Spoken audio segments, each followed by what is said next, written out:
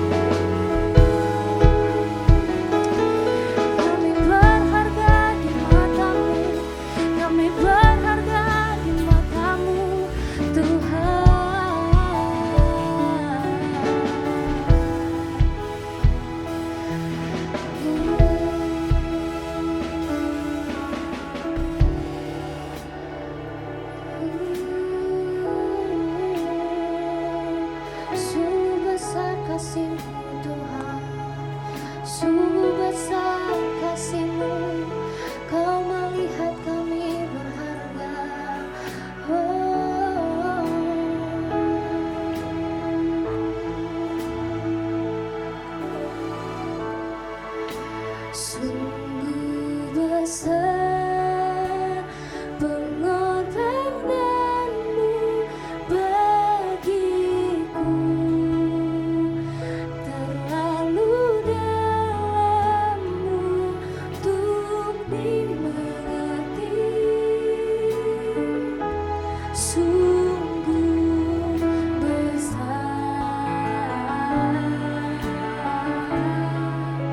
sungguh indah yang kau pikirkan tentangku, tak tersalah bagiku.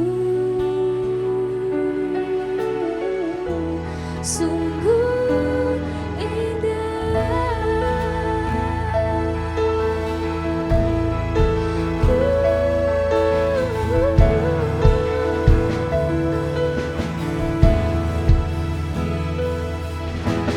Kemanakah aku dapat pergi, menjauhi rohmu yang suci? Kau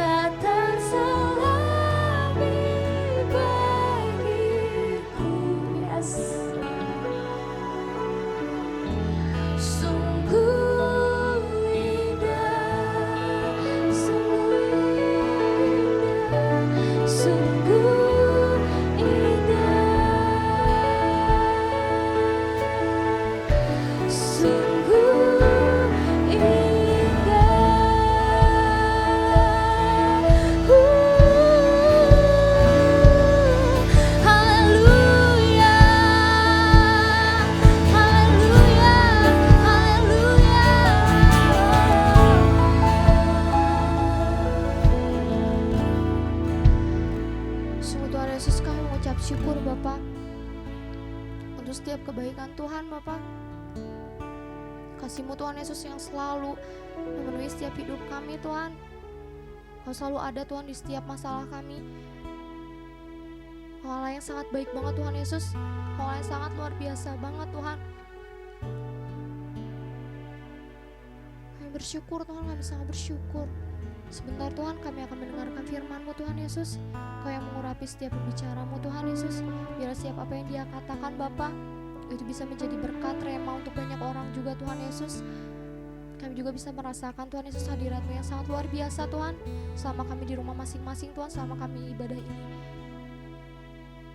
Kami menyerahkan segalanya ke dalam tangan-Mu Tuhan Yesus. Dalam nama Tuhan Yesus kami mengucap syukur. Semuanya katakan amin.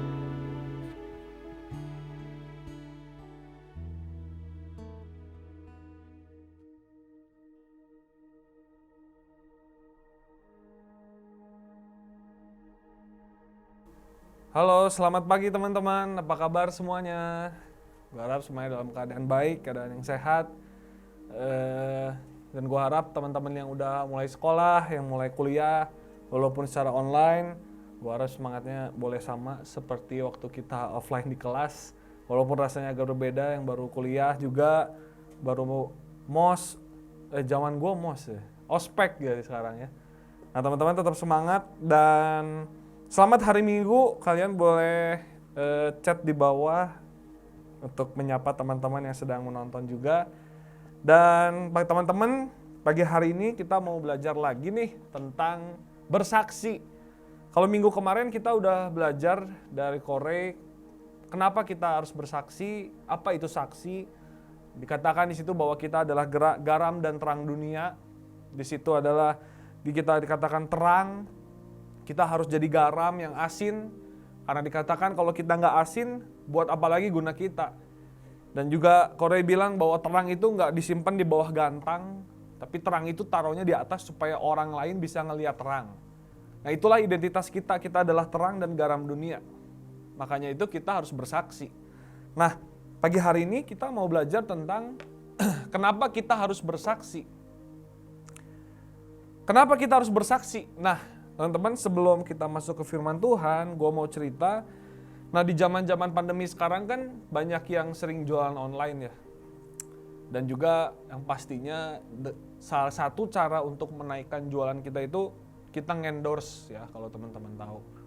Kita ngendorse salah seorang selebgram misalnya, kita kasih produknya dan lain-lain. Dan setelah kita kasih produknya, selebgram itu kan makan dulu kan. Kalau selebgram yang berintegritas mungkin kalau nggak enak dia tolak kali ya.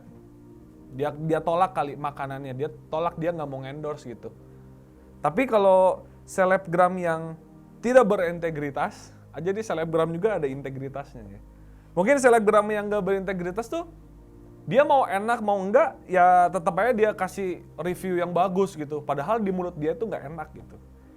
Nah, itu contoh nyata dalam kehidupan kita bagaimana kita bisa bersaksi.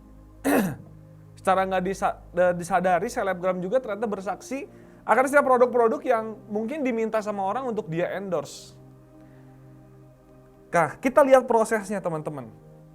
Ketika si selebgram ini merasakan produk tertentu, dia merasakan kualitasnya, dia merasakan rasanya, dia merasakan cita rasa si makanan itu.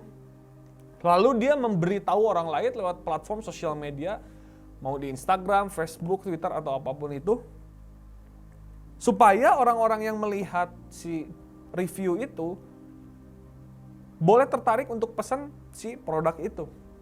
Nah teman-teman, dan uniknya selebgram itu dibayar karena sudah istilahnya mempromosikan barang tersebut. Ini sama dengan penginjilan teman-teman. Nah, kita sudah dibayar lunas oleh Tuhan dengan harga yang mahal, bukan dengan uang atau apapun, dengan darah anak domba yang kudus, yang luar biasa, yang mampu menebus segala kesalahan kita di hadapan Tuhan. Nah, kita juga harus jadi yang namanya ngendorse, namanya keselamatan daripada Tuhan. Ketika kita ada di lingkungan kita mungkin jadi saksi, Tuhan luar biasa loh, kasih Tuhan luar biasa. lewat perkataan kita, lewat pikiran kita, lewat perbuatan kita. Kita bisa ngendorse Tuhan tuh. Kita dibayarnya sama apa? Tadi, kita udah dibayar dengan harga yang mahal dan sudah lunas dibayar oleh Tuhan. Nah itu ilustrasi yang mendekati dengan pengalaman penginjilan ya. Selebgram tadi dengan penginjilan. Tuhan bayar justru di depan untuk semua orang. Kalau untuk kita ngendorse sebuah produk itu kan kita pilih-pilih, mungkin yang followersnya banyak. Yang kalau misalnya followersnya 1 atau 2 ngapain juga kita kasih produk untuk di endorse ya kan. Yang lihat juga paling papa mamanya ya kan. Tapi kalau selebgram kan jangkauannya luas. Bahkan di Instagram tuh bisa bayar untuk bisa fitur di timeline kita gitu kan. Anehnya Tuhan itu bayar di depan untuk setiap kita. Nggak bayar setelah review jadi enggak. Tapi bayar Tuhan itu menebus setiap kita dengan darah yang mahal di atas kayu salib. Di depan. Dan untuk semua orang. Bukan hanya untuk orang-orang tertentu. Nah teman-teman, pagi hari ini kita mau belajar. Bagaimana? Kenapa sih kita harus bersaksi dalam kehidupan kita? Apa sih pentingnya kesaksian dalam hidup kita? So kenapa kita harus bersaksi? Emang orang yang percaya Kristus tidak pernah ditakdirkan untuk hidup bagi diri sendiri. Sekali lagi gue ulangi. Orang yang percaya Kristus tidak ditakdirkan untuk hidup bagi diri sendiri. Orang yang percaya dan mengikut Kristus tidak pernah menikmati keselamatannya secara sendirian. Dia harus ajak orang lain. Dan itulah firman Tuhan. Tuhan gak pernah bilang, udah taruh aja keselamatan buat lu dah. Yang penting lu selamat, yang lain kagak ya kagak apa-apa dah. Tapi Kristus bilang, kasihilah sesamamu seperti dirimu sendiri. Kita dihidupkan untuk menghidupkan orang lain. Kita harus selalu memberi hidup untuk orang lain. Kita mengasihi karena kita dikasihi lebih dahulu. Kita dihidupkan supaya kita bisa menghidupkan orang lain. Nah, kenapa kita harus bersaksi? Yang pertama, kita bisa memberi hidup. Ayatnya di Yohanes 6 ayat 33, gue akan bacain. Karena roti yang dari Allah ialah roti yang turun dari sorga dan yang memberi hidup kepada dunia. Highlight di sini hidup yang Tuhan kasih untuk setiap manusia. Bukan hidup yang hanya sekedar kita di dunia ini. Menikmati dunia ini, menikmati kekayaan, menikmati kadang-kadang kita salah mengartikan berkat daripada Tuhan materi. Wah, puji Tuhan dipercayakan materi banyak sama Tuhan. Itu bukan hanya itu. Tapi hidup yang diberikan Allah itu kehidupan kekal. Dengan anaknya yang mati di kayu salib, menebus setiap kita dari dosa. Dia memberikan kehidupan kekal untuk setiap kita. Dan itu adalah sesuatu yang tidak bisa dibeli sama kita dimanapun dan kepada siapapun. Tidak ada orang yang bisa, tidak ada manusia yang Tuhan yang turun jadi manusia bisa menebus segala kesalahan, segala dosa kita. Hanya Kristus yang pernah melakukan itu. Nah, kenapa kita harus memberi hidup juga untuk orang lain? Seperti tagline river kita, Yeskiel 47 ayat 9. Kemanapun air sungai itu datang, dia memberikan hidup, serta ikan-ikan di sana menjadi lebih luar biasa dan lain-lain. Harusnya kehadiran anak-anak Allah dapat memberikan kehidupan yang berbeda daripada yang diberikan oleh dunia. Setiap kita ditempatkan Tuhan di sekolah tertentu, di kampus tertentu, di keluarga tertentu bahkan. Beda-beda orang tua kita, beda-beda teman-teman kita, bahkan beda teman juga gereja kita, beda-beda teman di youth, beda teman-teman dimanapun. Nah harusnya kehadiran kita di situ memberikan hidup untuk orang lain. Tidak seperti yang dunia tawarkan. Tapi kita memberikan kehidupan kekal. Kita memberikan Yesus kepada dia. Tapi sayangnya gini teman-teman, cara anak Allah hadir memberikan hidup kadang-kadang tidak direstui dengan baik oleh dunia. Maksudnya ketika anak Allah hadir untuk memberikan hidup, kadang-kadang ditolak sama dunia. Sama seperti contohnya misalnya waktu Yesus datang ke dunia ini. Banyak orang yang gak suka sama dia. Banyak orang yang mencela dia karena dia mungkin melakukan mujizat waktu Sabat. Dia bergaul dengan pendosa. Ya kan kadang-kadang menimbulkan keresahan. Nah, kalau teman-teman ada di dalam suatu komunitas, ada di dalam suatu keluarga, tidak ada keresahan akan kehidupan kita dalam in a positive way. Harusnya kita bertanya, jangan sama nih kita kayak mereka. Ya. Harus timbul keresahan-keresahan positif. Ketika Yesus datang ke dunia untuk melayani, dia juga memberikan keresahan-keresahan positif untuk orang-orang di sekitarnya. Wah, gila nih orang. Tiba-tiba datang-datang bikin mujizat pada saat hari Sabat. Udah tahu jelas hukumnya kagak boleh. Lagian dia mengaku anak Allah. Masa iya dia makan bareng pendosa? Masa iya dia makan bareng pemungut cukai? Ya, menimbulkan keresahan-keresahan seperti itu, tapi in a positive way. Nah, kita hadir dimanapun kita ada, di komunitas kita, di keluarga kita, kita juga harus memberikan dampak yang positif buat setiap mereka. Jangan-jangan kalau kita sama kayak mereka, jangan-jangan kita yang keikutan mereka. Nah, bagaimana sih maksudnya memberi hidup itu bagaimana sih? Kita baca di Yohanes 6 ayat 63. Rohlah yang memberi hidup, daging sama sekali tidak berguna. Perkataan-perkataan yang kukatakan kepadamu adalah roh dan hidup. Kalau kita lihat dari ayat ini, roh berarti perkataan-perkataan Tuhan di mana dia menunjuk bahwa Yesuslah roti hidup. Boleh dibaca Yohanes 6 ayat 25 sampai 59. Di situ dijelaskan bahwa Yesus berkata bahwa akulah roti tersebut, aku roti hidup. Simpelnya seperti ini, memberi hidup sama dengan memberi Yesus. Saya ulangi sekali lagi, simpelnya memberi hidup itu berarti memberi Yesus. Contoh, dalam lingkungan keluarga, kita kasih Yesus buat setiap orang. Ketika kita ada di sekolah, kita kasih Yesus buat setiap orang. Ketika kita ada di kerjaan, kita kasih Yesus buat setiap orang. Pada saat kita sedang kepahitan, kita kasih Yesus buat hidup kita. Pada saat kita kecewa, kita berikan Yesus buat hati kita.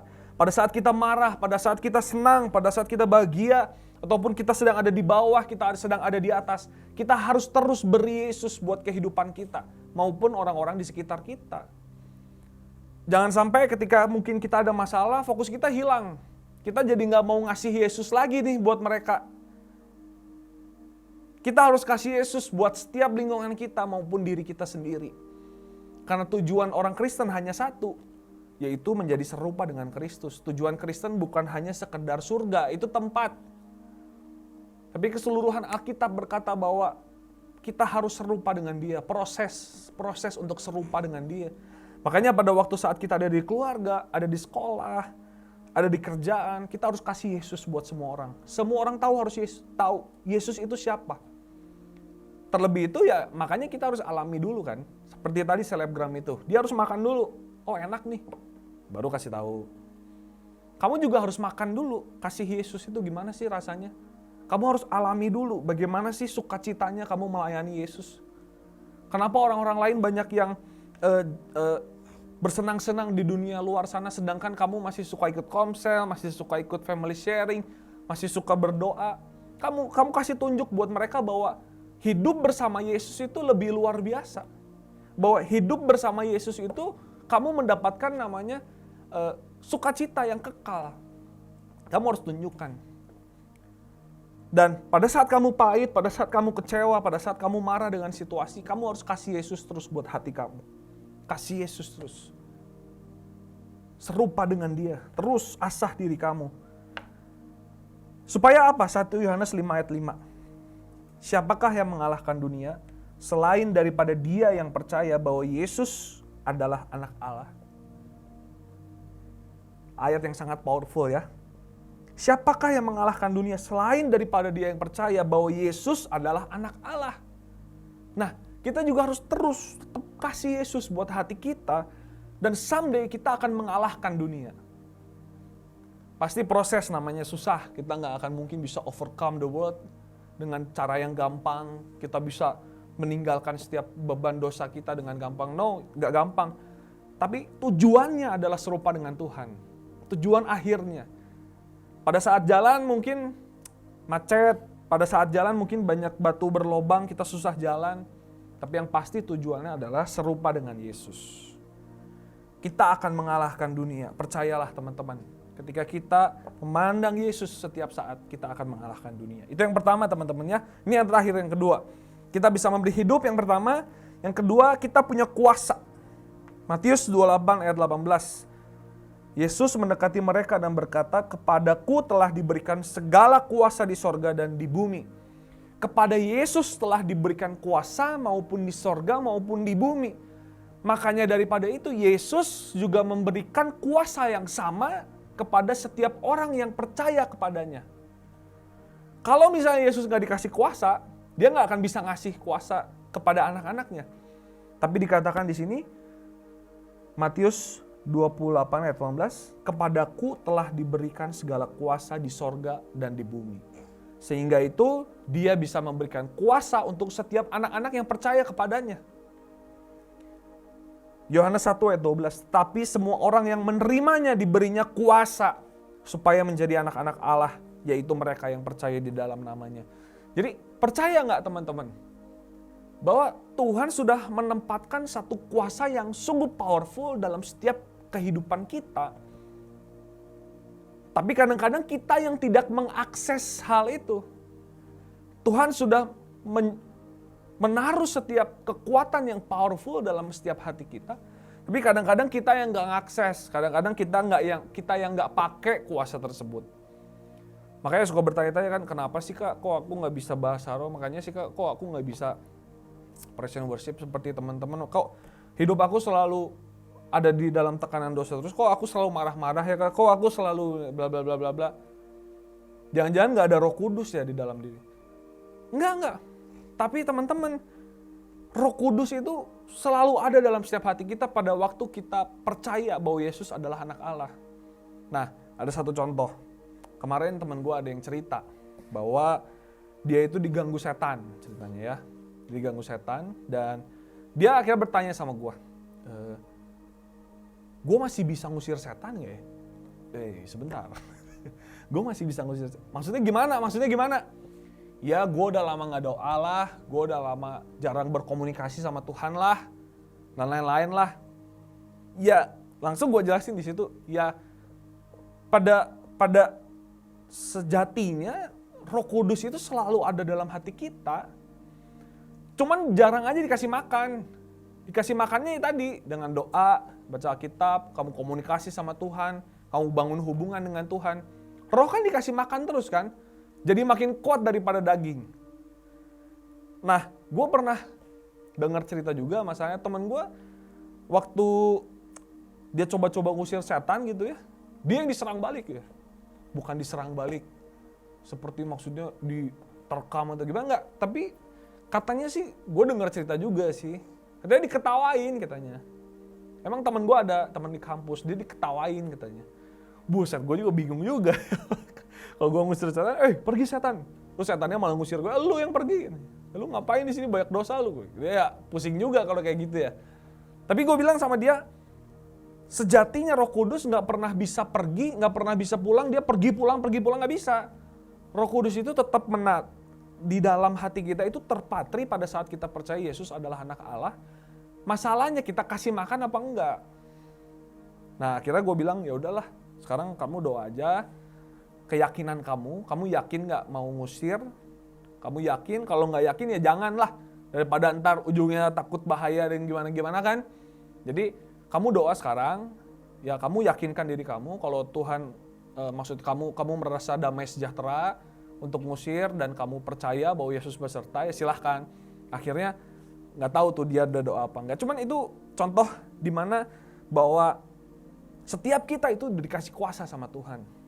Dan kita juga punya kuasa untuk memberikan hidup bagi banyak orang. Bahaya kalau misalnya kita nggak dikasih kuasa, kita asal ngomong. Taunya Tuhan nggak ngasih kuasa. Karena apapun yang kita lakukan ujungnya pasti sia-sia. Karena pada akhirnya setiap yang kita lakukan, keberhasilan yang kita lakukan, itu semua karena Tuhan. Apapun yang kita achievement yang kita lakukan, itu pun kan semua karena Tuhan. Bukan karena kuat dan gagah kita juga. Nah, pada waktu kita bisa memberikan hidup buat banyak teman-teman kita, bukan hanya sekedar, si ini kok kalau lagi ada masalah tetap happy-happy aja. Enggak, itu standar. tapi kamu bisa berikan impact hidup kamu itu bisa buat hidup dia berubah. Itu namanya kasih hidup tuh. Nah, pada waktu kita memberikan hidup itu, karena kuasa Tuhan sudah beserta dengan kita, kita mampu melakukannya.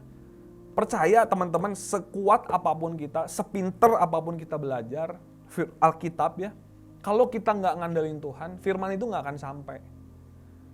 Kita andelin otak kepintaran kita, firman itu nggak akan sampai.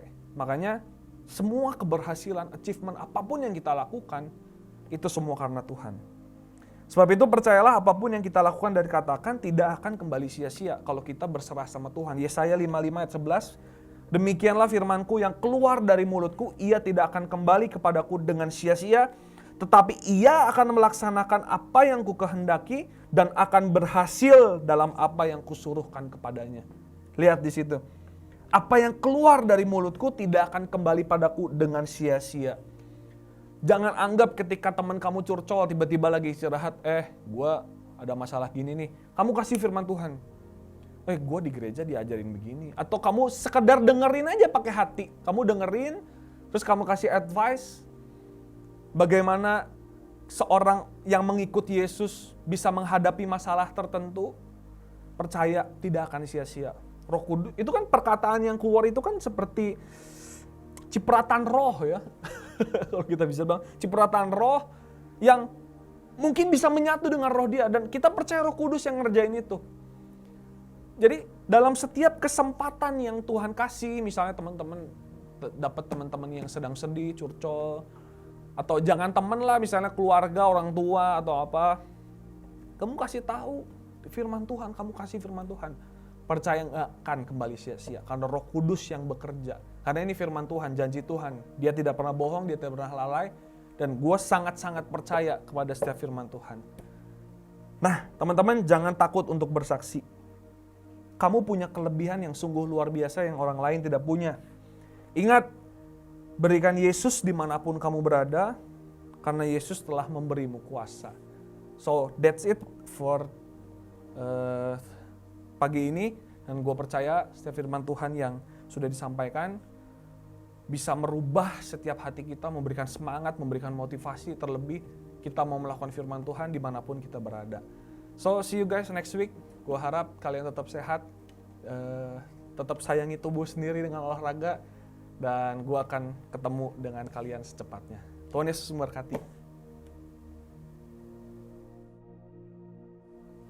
Mari kita berdoa sebelum kita menutup ibadah kita pagi hari ini.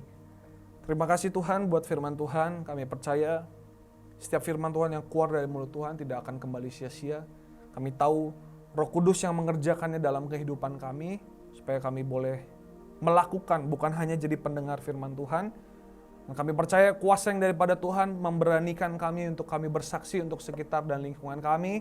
Dan kami percaya kuasa Roh Kudus yang memampukan setiap kami untuk melakukan apa yang jadi kehendak Tuhan. Kami berdoa Tuhan untuk teman-teman yang ada di rumah, untuk setiap orang tua teman-teman yang ada di rumah, hamba-Mu berdoa, Tuhan anugerahkan kesehatan, anugerahkan Tuhan berkat-berkat yang daripada Tuhan, untuk melindungi, menyertai setiap keluarga kami, supaya di masa pandemi ini Tuhan, keluarga kami boleh selalu dilindungi daripada Tuhan, dan kami melihat semuanya pasti mendatangkan kebaikan buat keluarga kami. Kami juga berdoa Tuhan buat sekolah, buat kuliah kami, buat pekerjaan kami. Kami berdoa Tuhan berikan hikmat akal budi buat setiap teman-teman Tuhan yang masih mau mulai kuliah, atau ada yang lagi yang mulai sekolah, atau yang sedang memulai pekerjaan baru. Biarlah hikmat akal budi, damai sejahtera sukacita daripada Tuhan boleh melingkupi setiap kami. Dan kami mau serahkan segala permasalahan-permasalahan kami, problem-problem kami kepada Tuhan. Biarlah kehendak-Mu yang jadi, proses kami untuk jadi serupa dengan Engkau Tuhan. Terima kasih Tuhan, terima kasih. Kami juga berdoa buat bangsa dan negara kami Tuhan. Kami berdoa Tuhan di dalam nama Tuhan Yesus, Indonesia boleh dipulihkan dari segala masalah ini Tuhan. Dan Indonesia boleh lebih lagi memuliakan nama-Mu. Terima kasih Tuhan, terima kasih. Kami mau menutup ibadah pagi hari ini. Kami tahu kami diberkati, kami tahu dan kami bersyukur. Terima kasih Tuhan, di dalam nama Tuhan Yesus kami sudah berdoa ucap syukur. Haleluya, amin.